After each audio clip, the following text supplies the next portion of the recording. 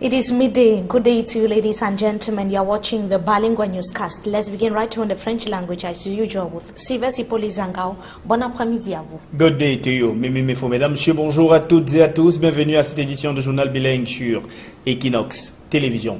Lutte contre Boko Haram, les ministres en charge de la défense, les chefs d'état-major des armées, les chefs des services de sécurité et de renseignement de la commission du bassin du lac Tchad se sont donc concertés hier dans la ville de Yaoundé avec pour objectif d'améliorer les stratégies pour venir à bout du terrorisme dans la région. C'est un reportage de Guizou.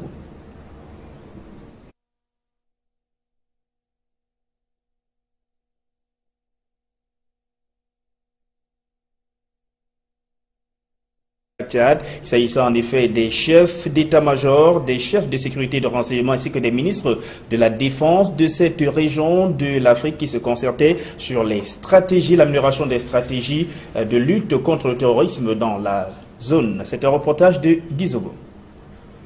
La commission du bassin du lac Tchad fait le point sécuritaire. C'est dans le cadre de la réunion des ministres de la défense, des chefs d'état-major des armées et des services de renseignement et de sécurité qui vient de se tenir à Yaoundé. D'emblée, les résultats engrangés contre Boko Haram par la force multinationale mixte, le bras armé de la commission de bassin du lac Tchad, sont de qualité. Je voudrais rendre un hommage mérité à la force multinationale mixte dont l'engagement a été déterminant pour la quasi-neutralisation de Boko Haram. Malgré les attentats suicides et le recours aux engins explosifs improvisés qui s'apparentent au champ lugubre et spectaculaire du signe avant sa mort, l'action de la FMM, combinée à celle des opérations nationales des armées de nos pays, a permis à des régions de nos pays de revivre pleinement et progressivement dans la paix. Une bataille à laquelle se mêlent les civils avec engagement. C'est aussi le lieu pour moi de saluer le concours de nos populations civiles dans la guerre contre Boko Haram. Ces populations qui, organisées en comité de vigilance, fait également un très lourd tribut dans la dite guerre. Désormais donc, un retour progressif à la normale s'esquisse, ce qui justifie les récompenses aux acteurs de ces victoires. Les déclarations que M. le secrétaire exécutif vient de remettre à certains récipiendaires traduisent de manière fort éloquente toute l'appréciation que nous avons tous de la qualité des services rendus par les intéressés et leurs collaborateurs. Reste que les malentendus sont également là avec les exigences de certains soldats de la force multinationale mixte d'être payés au même titre que leurs camarades incorporés dans les forces onusiennes. Le secrétaire exécutif de la commission du bassin du lac Tchad, Sanoussi Imran Abdoulaye, a expliqué qu'il n'en est pas question du moment que la force multinationale mixte est juste un regroupement des armées de la commission du bassin du lac Tchad, chacune étant prise en charge financièrement par son pays. Il faut espérer que ces clarifications ramènent définitivement la sérénité dans les rangs de la force multinationale mixte. Peter Mafane Moussongue a quitté sa charge de sénateur pour se consacrer uniquement à ses fonctions de président de la commission pour la promotion du bilinguisme et le multiculturalisme. Son siège est donc appelé à être remplacé, occupé par un autre sénateur. Mais que prévoit la loi en la matière? Marcelin Gansop. La démission de l'ancien Premier ministre de ses fonctions de sénateur ouvre la voie à une succession rigoureusement encadrée par la loi, puisqu'il s'agit d'un sénateur nommé par le président de la République. Le mécanisme de la suppléance doit être invoqué. Déjà, il faut dire que la démission ouvre la vacance. Parce puisque la vacance est ouverte en cas de décès, de démission ou d'accession à une fonction incompatible. Aujourd'hui, l'ancien Premier ministre, il faut le dire, vient de procéder à la démission à ses fonctions de sénateur. Alors, il vous souvient qu'il avait été nommé, comme tous les 30 autres qui avaient été nommés par le président de la République, ils avaient été nommés concomitamment avec le suppléant. Donc, en principe, le mécanisme de suppléant va pouvoir jouer tout de suite, là, puisque c'est un cas de démission. Donc, son suppléant doit accéder, n'est-ce pas, à cette fonction. Donc, son suppléant doit siéger en ces lieux et places jusqu'à la fin du mandat, en principe. Pour ceux qui attendent que le président de la République prenne son stylo pour acter le remplacement de Peter Mafani Moussongué, l'expert précise qu'il n'en est pas question. Le président de la République n'a pas besoin de procéder à une nomination. C'est justement pour ça qu'il avait été procédé à une nomination concomitante entre suppléant, titulaire et suppléant. Donc chaque siège est occupé par un titulaire et un suppléant qui attend. En cas de vacances autre que celui de décès, le suppléant doit pouvoir accéder, n'est-ce pas, au siège. La démission de Peter Mafani Moussongué, promu à la tête de la commission de promotion du bilinguisme, remet au goût du jour la problématique du cumul de fonctions dans notre pays. Le concerné, bien qu'ayant démissionné du Sénat, occupant par ailleurs les fonctions de grand chancelier des ordres nationaux. Et pour revenir à la Chambre haute du Parlement, il est reproché à plusieurs sénateurs d'occuper des fonctions incompatibles. L'expert des questions électorales tient à faire quelques précisions pour éviter tout amalgame. Vous savez, les fonctions incompatibles pour le sénateur ou pour le député sont nommément énumérées dans le code électoral. Donc ce n'est pas toutes les fonctions. Il y a les fonctions publiques qui sont incompatibles. Il y a d'autres fonctions qui ne sont pas incompatibles. Donc il faut d'abord vérifier et se rassurer qu'effectivement ces fonctions sont incompatibles. C'est dire en définitive que le suppléant de Peter Mafani Moussongué devrait donc récupérer son siège au Sénat. Mais le mécanisme aurait été différent s'il s'agissait dans le cas d'espèce des sénateurs élus. Les faits d'actualité se multiplient au Cameroun et la curiosité sur le silence de Issa Chiroma Bakary s'intensifie. C'est que le ministre de la Communication, par ailleurs porte-parole du gouvernement camerounais, avait pris l'habitude de convoquer la presse nationale et internationale pour s'exprimer sur les sujets d'actualité qui engagent le Cameroun. Guizogo. Les statistiques actuelles sont sans équivoque. Où est passé Issa Chiroma Bakary, d'ordinaire abonné aux prises de parole tonitruantes, le bout de feu du gouvernement est désormais abonné absent dans l'arène du discours. Et ce ne sont pas les sujets qui ont fait défaut. Affaire Monseigneur Bala, forum de la diaspora, démission de Peter Mafani Moussongué du Sénat, il y avait effectivement de quoi dire. Et pourtant, nulle part on a entendu le ministre de la Communication, souvent retors au profit du gouvernement, délivrer sa science de la justification a posteriori. La dernière fois qu'il est apparu, c'était à l'occasion de l'annonce de l'arrivée au Cameroun d'un bateau hôpital à l'initiative du président de la République, Paul Biya. Pour qui sait que la moindre sortie d'Issa Chiroma Bakary reçoit l'onction de la présidence de la République qui dicte souvent les grandes lignes de sa communication, il faut bien croire qu'on n'y a pas trouvé matière à lui ouvrir les vannes ces jours-ci. Ce qui, on l'imagine, satisfait certains dans le sérail qui voient d'un mauvais œil le rôle prépondérant du ministre de la Communication. De là à parler comme certains de disgrâce, il y a bien loin pourtant. Opposition de chiffres hier à la mairie de Douala 2e lors donc de la session du conseil municipal consacré à l'adoption du compte administratif, le compte de l'année 2016. Les détails avec Innocent Abegaouna, Flavien Valodongo.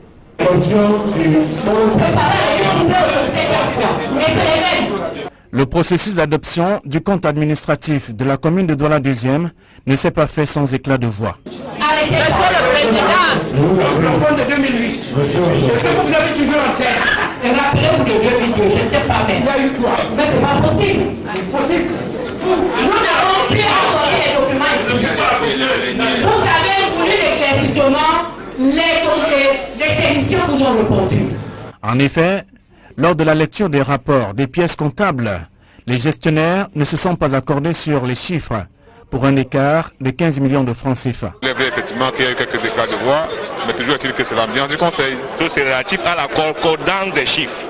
Parce qu'on s'est rendu compte que le receveur et le comptable matière n'étaient pas d'accord sur les différents budgets qu'ils nous ont présentés ou alors... Dans les actions à mener sur le terrain par l'exécutif municipal de Douala 2e, certains conseillers municipaux estiment que rien n'est fait sur le terrain, mais plutôt sur du papier. Vous avez suivi vous-même un conseiller municipal dit que dans son quartier, sa circonscription, on n'a rien vu. On a vu les choses sur le papier. Il est question qu'on vérifie la matérialité et tout ça. C'est ce que nous avons relevé au sein du conseil. Sur le compte administratif de l'exercice 2016, il affiche en recette la somme de 1 772 685 985 francs CFA et en dépenses la somme de 1 412 523 231 francs CFA, soit un excédent de recettes sur les dépenses de 660 163 754 francs CFA. Cette évaluation à mi-parcours du budget de la commune de Douala 2e va permettre au maire et ses collaborateurs de réajuster les actions à mener sur le terrain. Et nous allons également essayer justement de réaliser beaucoup plus des actions durables envers les populations et surtout maintenant en ce moment de pluie, nous allons également voir dans quelle mesure nous allons entretenir surtout nos caniveaux, surtout les voies exécutoires pour permettre l'écoulement facile des eaux. La cérémonie qui a drainé grand monde s'est déroulée en présence de la représentante du préfet du département du Vouri. Dans l'actualité hors de nos frontières, l'épidémie de choléra sévit au Soudan du Sud. Déjà 2500 personnes sont fortement touchées par la maladie. Reportage de Nabrice Kandan. Ce sont plus de 2500 personnes qui sont touchées par le choléra au Soudan du Sud depuis avril dernier. Après la saison sèche, de fortes pluies s'abattent sur le pays. En l'espace de 3 mois, l'essentiel des cours d'eau ont été contaminés par divers déchets. Si l'épidémie touche une bonne frange de la population, les quelques 200 000 réfugiés repartis dans divers camps d'accueil du Haut Commissariat des Nations Unies sont également particulièrement frappés. L'ONU, qui a entrepris de construire ce forage pour décanter la situation, lance l'alerte. Problème, les médecins estiment que le dispositif d'accueil des personnes atteintes par la maladie se trouve saturé face au flux des contaminés. L'ONU avertit que des milliers de personnes pourraient perdre la vie du fait de l'épidémie qui vient s'ajouter à la famine dans le pays, surtout que le cheminement de l'assistance humanitaire par les ONG est rendu difficile par la crise politique entre le Soudan du Sud et son voisin, le Soudan. Depuis l'émancipation du Soudan du Sud qui s'est détaché du Soudan en 2011, les affrontements armés entre les deux voisins sont constants. Et la suite de ce journal, c'est avec vous, Mimefo. Good day once more. Good day to you, Sivesi Polizanga. To our televiewers, good afternoon. We thank you so much for joining us in this second segment of the news. Despite the announcement by the Public Health Minister Andre Mamafuda in Cameroon that dialysis machines would be made available in hospitals across the national territory, the lives of patients with kidney problems are still at stake. Management of the hemodialysis center in the Bolova South region of the country are urging for urgent government response to the problem of limited machines for dialysis or patients that are suffering from kidney failure. The patients have to travel from the center region to the south region of the country for treatment, but the hospital management in Bolova South region of the country are indicating that if nothing is done, the situation would get out of hand. Details in the following report. The consequences of the recent breakdown of hemodialysis machines at the General Hospital in Yaoundé are enormous on patients with kidney problems. A majority are bound to seek refuge in other centers. At the hemodialysis center in the Bolova South region are some patients from Yaoundé and other parts of Cameroon. He explains that he travels from Yaoundé to Bolova South region on weekly basis ever since hemodialysis machines at the General Hospital stopped functioning. But the chief of the hemodialysis center in Bolova is worried about the negative repercussion of the influx of patients with kidney failure to the center in the coming days.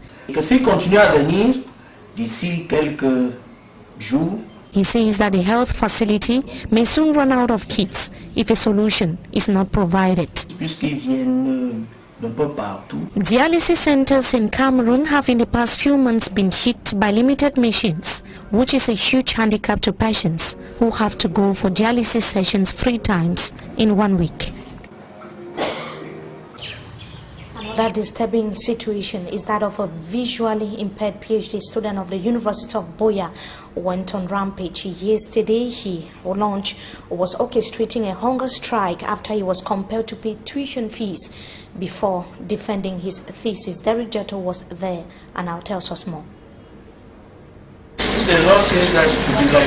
University of Buea, Thursday, July 6, 2017. On the doorsteps into the Faculty of Education, a University of Buea assistant lecturer is on a hunger strike. Mr. Chaliri Nyonyogab is visually impaired and a PhD student. He says the University of Buea authorities have denied him from defending his PhD thesis, and all his mates defended it last year. The reason is that this blind assistant lecturer has not paid the tuition fee per the University of Buea authorities. In one of his letters to the Vice Chancellor last year, Mr. Charlie Nyonyogab quoted the law protecting the students of his kind, which other state universities like the University of Douala and Yaoundé are respecting.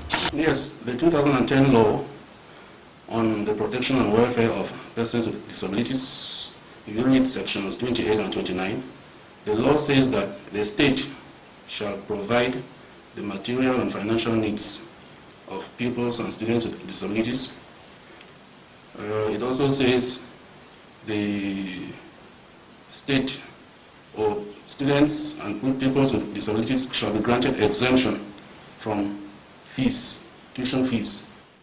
Today, the University of Buea assistant lecturer who teaches special needs education is seated on the floor in front of his students. Mr. Charlie Nyonyogab feels that the internal mechanism of the University of Buea have all been exhausted, reason why he is calling on President Paul Biya to come to his rescue. I have written a letter to the President of the Republic because my encounter in the university here has not been a palatable one. Since I applied last year in October, it's more than 8 months. But sources from the University of Buea authorities hold that other visually impaired students have gone through the same academic process and did pay their tuition fee. But Mr. Charlie Nyonyogab told us that he is the first visually impaired PhD student in the history of the University of Buea, and all he needs is for the law to be respected, for he did not bargain for disability. And hoping that his cries would get to the right headquarters, so we are still to get reactions from authorities of the University of Buea. Now, it's been months of hardship in Banga, of the Mongo division of the country, since residents were deprived of electricity. They have been for 4 months now without electricity. Let us see how they are coping on a daily basis in the following report. I am home alone.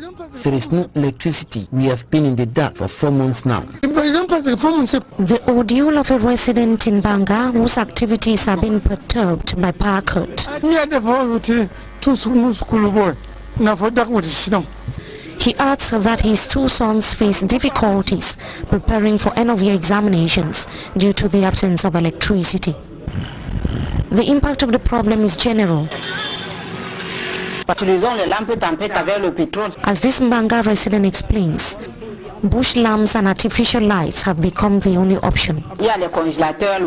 She also complains that fridges and irons are out of use. They cannot iron dresses or conserve food in the fridge as a result, she explains. Mbanga has been without electricity since February 2017. Several electric poles are lying on the ground to the indifference of the company in charge of electricity. The mayor of the locality said that the problem is not at his level. He has written on several occasions to the company in charge and even to the Ministry of Energy, but his move is still to bear fruits. Councillors on their part say that they have tend to shoulder the burden more. Locals are accusing them of failing to fulfill campaign promises. Several parts of the Mongo division are constantly being affected by power cuts. We remain in that part of the country to add that it is practically difficult for strangers to trace their destinations in some part of Konsamba, that is a town in the Mongo division of Cameroon. Some quarters are without names, which is a bitter reality across the national territory. Now, Innocent Aze is going to be telling us in the following report how the people have devised other means to cope with the situation. His report. Nkonsamba, a town in the Mongo division of the Littoral region, on May 16, 1923, experienced its division into quarters by administrative authorities rather than it converted to an urban center as initially planned. Nkonsamba was instead divided into 15 quarters and named Quarter 1, 2, up to 11. Other areas were given the appellation such as Bis A, Bis 3, Bis 8 and Bis 11. Quartier 9, 3, 8 bis. These became difficult for strangers to retain the names or explain where they were going.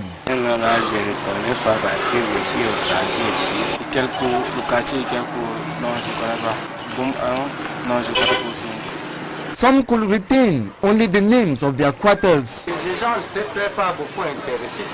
Later, on October 20, 1993, the divisional officer, Makene Chale, cancelled the appellations of the quarters to restructure the town, which he had partitioned into 22 quarters that were baptized with new names like Ejokmwa, Soso, to mention but a few, following the common spoken native language of that area. 24 years later, a fraction of the population easily familiarized themselves with these new appellations. Alors, what place on Konsamba? Et Bouja. Le quartier de la ville de Konsamba, nous avons le quartier Saint-Barre-Sumtouska, le quartier Saint-Village. Bon, nous avons Kelko, nous avons Lonko, Galmois. According to some inhabitants, it would be far more better if boards are erected indicating names of the quarters for public orientation. How secure are travel agencies here in the country's economic capital, Douala, during this period of the holidays, usually been described as the peak period? Smart Njikan Gabriel went to find out in some travel agencies here in the city of Douala. He discovered that not all the measures prescribed by the Minister of Transport have been respected in travel agencies. His report. The Minister of Transport, before the holidays, announced several measures to enable passengers move from one city to another accident-free. The measures which concerned traveling agencies is not visible on the field. At one of the agencies in Douala, with the absence of personnel from the Ministry of Transport, the company has decided to implement security measures to protect their passengers. According to Zaveri Bilwa, an assistant chief of service at an agency in Douala, her agency is using the metal detector to check their would-be passengers, and apart from that, all would-be passengers come along with their identification documents. Even though the passengers have decided to move to agencies where their lives are secured, the invisibility of personnel from the Ministry of Transport is noticed. For Zaveri Bilua, the personnel of the ministry haven't shown up since the holidays began, but maybe they will be passing in the days ahead. Apart from the metal detector, other vital aspects that were mentioned in the Ministry of Transport's recommendation for an accident-free holiday is the alcoholic test for drivers, discouraging of overloading, and encouraging traveling agencies to keep their vehicles in good conditions. And we take you right to news out of the country. The United Nations has warned against cholera outbreak in South Sudan. The situation is further being complicated with the rainy season, as we hear in the following report with Ori News. The drought may have been broken in South Sudan, but the rainy season has brought its own risks. Thirsty refugees from the ongoing conflict are using dirty water, and the proximity of their cattle means doctors are warning a cholera outbreak could kill thousands. More than 2,500 cases have been confirmed since April, a sharp increase, and people are already weakened by famine. The few working hospitals are ill-prepared and facilities are stretched for the 200,000 refugees in UN camps.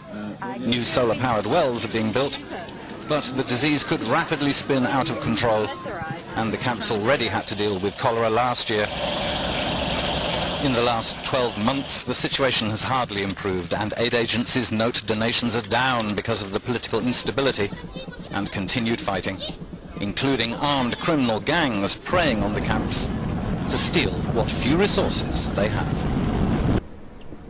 And that brings us to the end of this edition of the Balingo Newscast on Equinox Television. So thank you so much once again for joining us.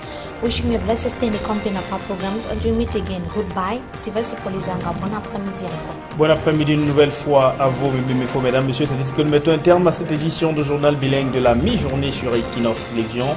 Restez en compagnie de nos programmes qui se poursuivent.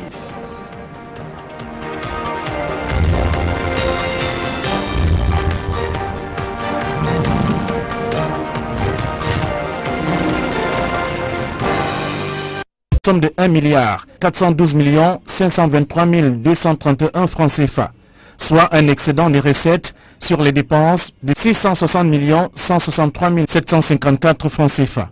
Cette évaluation à mi-parcours du budget de la commune de Douala 2e va permettre au maire et ses collaborateurs de réajuster les actions à mener sur le terrain. Et nous allons également essayer justement de réaliser beaucoup plus des actions durables envers les populations et surtout maintenant en ce moment de pluie, nous allons également voir dans quelle mesure nous allons entretenir surtout nos caniveaux, surtout les voies exécutoires pour permettre l'écoulement facile des eaux.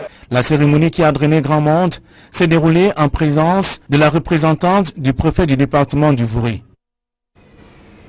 Dans l'actualité hors de nos frontières, l'épidémie de choléra sévit au Soudan du Sud. Déjà 2500 personnes sont fortement touchées par la maladie. Reportage de Nalbris Kangan. Ce sont plus de 2500 personnes qui sont touchées par le choléra au Soudan du Sud depuis avril dernier. Après la saison sèche, de fortes pluies s'abattent sur le pays. En l'espace de 3 mois, l'essentiel des cours d'eau ont été contaminés par divers déchets. Si l'épidémie touche une bonne frange de la population, les quelques 200 000 réfugiés repartis dans divers camps d'accueil du Haut Commissariat des Nations Unies sont également particulièrement frappés. L'ONU, qui a entrepris de construire ce forage pour décanter la situation, lance l'alerte. Problème, les médecins estiment que le dispositif d'accueil des personnes atteintes par la maladie se trouve saturé face au flux des contaminés.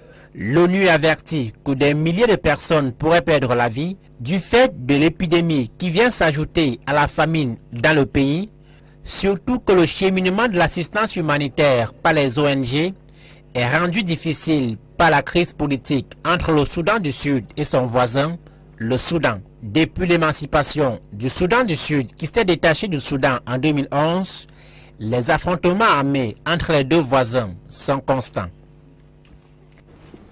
Et la suite de ce journal, c'est avec vous, Mimifo. Good day, once more. Good day to you, Sivasi Polizanga. To our televiewers, good afternoon. We thank you so much for joining us in this second segment of the news. Despite the announcement by the Public Health Minister Andrima Mafuda in Cameroon that dialysis machines would be made available in hospitals across the national territory, the lives of patients with kidney problems are still at stake. Management of the hemodialysis center in the Bolova South region of the country are urging for urgent government response to the problem of limited machines for dialysis or patients that are suffering from kidney failure. The patients have to travel from the center region to the south region of the country for treatment, but the hospital management in Bolova South region of the country are indicating that if nothing is done, the situation would get out of hand. Details in the following report. The consequences of the recent breakdown of hemodialysis machines at the General Hospital in Yaoundé are enormous on patients with kidney problems. A majority are bound to seek refuge in other centers. At the hemodialysis center in the Bolova South region are some patients from Yaoundé and other parts of Cameroon. He explains that devrait donc récupérer son siège au Sénat, mais le mécanisme aurait été différent. s'il s'agissait dans le cas d'espèce des sénateurs élus. Les faits d'actualité se multiplient au Cameroun et la curiosité sur le silence de Issa Chiroma Bakary s'intensifie. C'est que le ministre de la Communication, par ailleurs porte-parole du gouvernement camerounais, avait pris l'habitude de convoquer la presse nationale et internationale pour s'exprimer sur les sujets d'actualité qui engagent le Cameroun. Guizobo. Les statistiques actuelles sont sans équivoque. Où est passé Issa Chiroma Bakary, d'ordinaire abonné aux prises de parole tonitruantes, le bout de feu du gouvernement est désormais abonné absent dans l'arène du discours. Et ce ne sont pas les sujets qui ont fait défaut. Affaire Monseigneur Bala, forum de la diaspora, démission de Peter Mafani Moussonga du Sénat, il y avait effectivement de quoi dire. Et pourtant, nulle part on a entendu le ministre de la Communication, souvent rhéteur, au profit du gouvernement, délivrer sa science de la justification a posteriori. La dernière fois qu'il est apparu, c'était à l'occasion de l'annonce de l'arrivée au Cameroun d'un bateau hôpital à l'initiative du président de la République, Paul Biya. Pour qui sait que la moindre sortie d'Issa Chiroma Bakary reçoit l'onction de la présidence de la République qui dicte souvent les grandes lignes de sa communication, il faut bien croire qu'on n'y a pas trouvé matière à lui ouvrir les vannes ces jours-ci. Ce qui, on l'imagine, satisfait certains dans nos sérails qui voient d'un mauvais œil le rôle prépondérant du ministre de la Communication. De là à parler comme certains de disgrâce, il y a bien loin pourtant. Opposition de chiffres hier à la mairie de Douala 2e lors de la session du conseil municipal consacré à l'adoption du compte administratif pour le compte de l'année 2016. Les détails avec Innocent Abegaouna, Flavien Valondongo.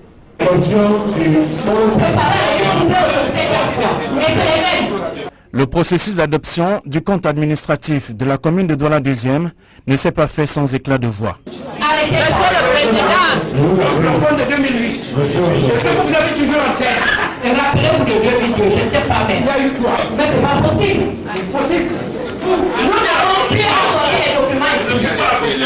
Vous avez voulu l'éclaircissement, les techniciens vous ont répondu.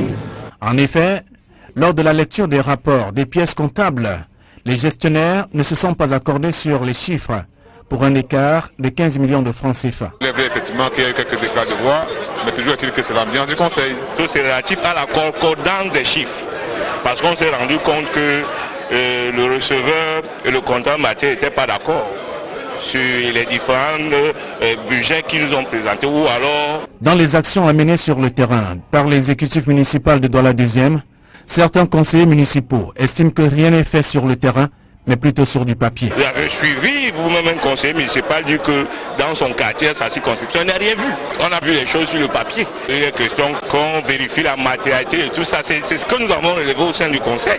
Sur le compte administratif de l'exercice 2016, il affiche en recette la somme de 1 772 685 985 francs CFA et en dépense la somme...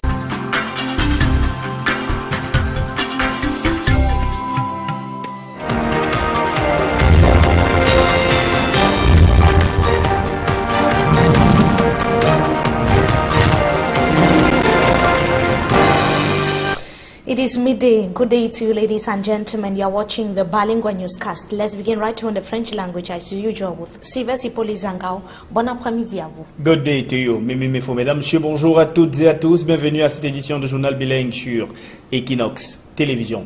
Lutte contre Boko Haram, les ministres en charge de la défense, les chefs d'état-major des armées, les chefs des services de sécurité et de renseignement de la commission du bassin du lac Tchad se sont donc concertés hier dans la ville de Yaoundé avec pour objectif d'améliorer les stratégies pour venir à bout du terrorisme dans la région. C'est un reportage de Guizou.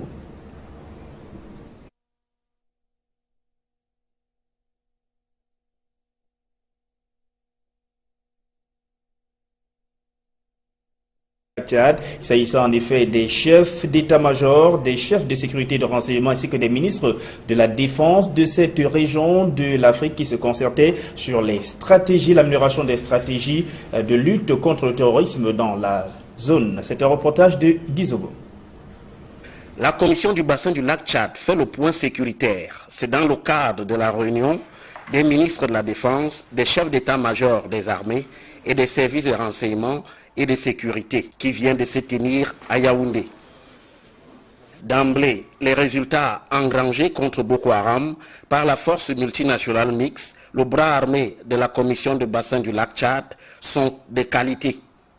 Je voudrais rendre un hommage mérité à la force multinationale mixte dont l'engagement a été déterminant pour la quasi-neutralisation de Boko Haram. Malgré les attentats suicides et le recours aux engins explosifs improvisés qui s'apparentent au champ lugubre et spectaculaire qui signe avant sa mort, l'action de la FMM, combinée à celle des opérations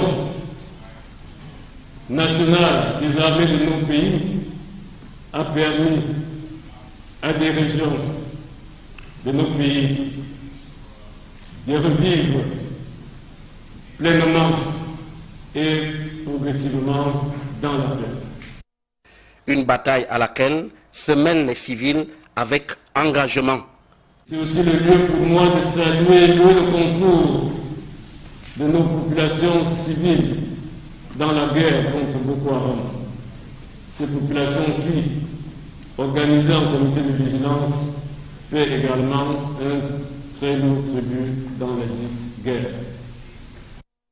Désormais donc, un retour progressif à la normale s'esquisse, ce qui justifie les récompenses aux acteurs de ces victoires.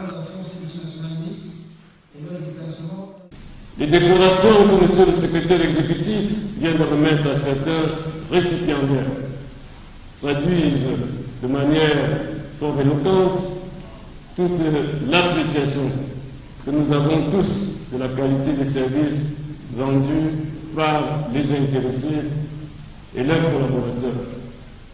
Reste que les malentendus sont également là avec les exigences de certains soldats de la force multinationale mixte d'être payés au même titre que leurs camarades incorporés dans les forces onusiennes.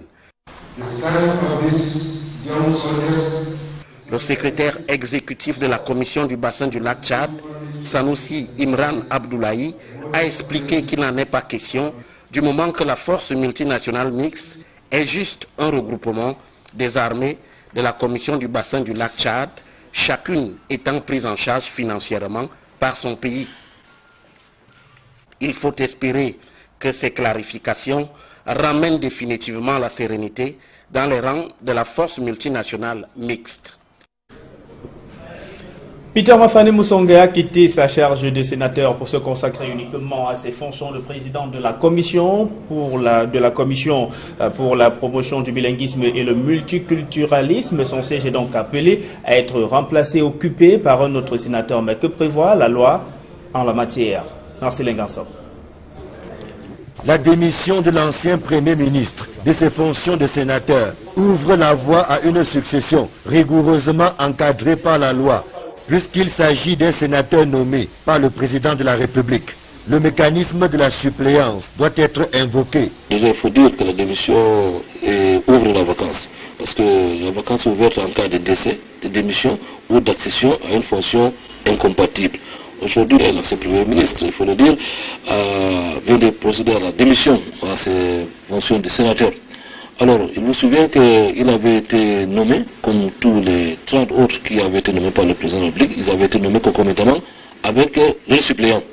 Donc, en principe, le mécanisme de suppléance va pouvoir jouer tout de suite, là, puisque c'est un cas de démission.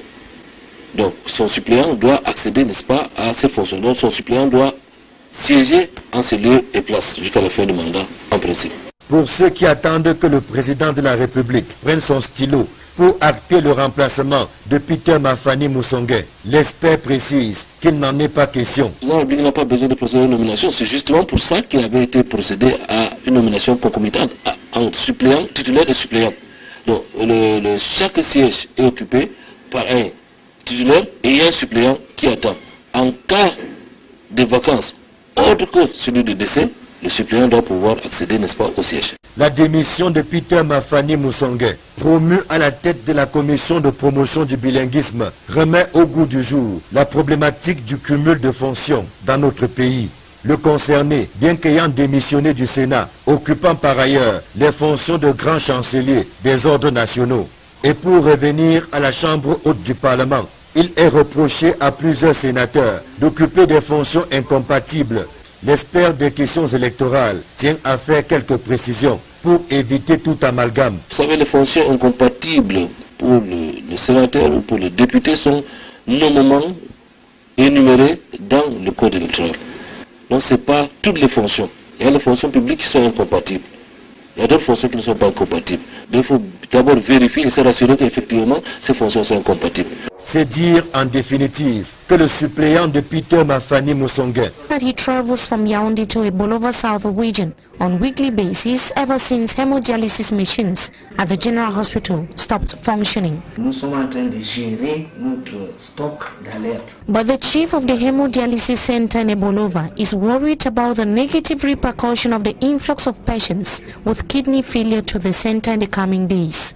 Que s'il continue à venir d'ici quelques jours, he says that the health facility may soon run out of kits if a solution is not provided. Puisqu'ils viennent d'un peu partout. Dialysis centers in Cameroon have in the past few months been hit by limited machines, which is a huge handicap to patients who have to go for dialysis sessions 3 times in 1 week. Another disturbing situation is that of a visually impaired PhD student of the University of Buea who went on rampage. Yesterday, he was orchestrating a hunger strike after he was compelled to pay tuition fees before defending his thesis. Derek Jetto was there and now tells us more. University of Buea, Thursday, July 6, 2017. On the doorsteps into the Faculty of Education, a University of Buea assistant lecturer is on a hunger strike. Mr. Charlie Nyonyogab is visually impaired and a PhD student. He says the University of Buea authorities have denied him from defending his PhD thesis, and all his mates defended it last year. The reason is that this blind assistant lecturer has not paid the tuition fee per the University of Buea authorities. In one of his letters to the Vice Chancellor last year, Mr. Charlie Nyonyogab quoted the law protecting the students of his kind, which other state universities like the University of Douala and Yaoundé are respecting. Yes, the 2010 law on the protection and welfare of persons with disabilities, if you read sections 28 and 29, the law says that the state shall provide the material and financial needs of pupils and students with disabilities. It also says the state or students and pupils with disabilities shall be granted exemption from fees, tuition fees. Today, the University of Buea assistant lecturer who teaches special needs education is seated on the floor in front of his students. Mr. Charlie Nyonyogab feels that the internal mechanism of the University of Buea have all been exhausted, reason why he is calling on President Paul Biya to come to his rescue. I have written a letter to the President of the Republic because my encounter in the university here has not been a palatable one. Since I applied last year in October, it's more than 8 months. But sources from the University of Buea authorities hold that other visually impaired students have gone through the same academic process and did pay their tuition fee. But Mr. Charlie Nyonyogab told us that he is the first visually impaired PhD student in the history of the University of Buea, and all he needs is for the law to be respected, for he did not bargain for disability. And hoping that his cries would get to the right headquarters.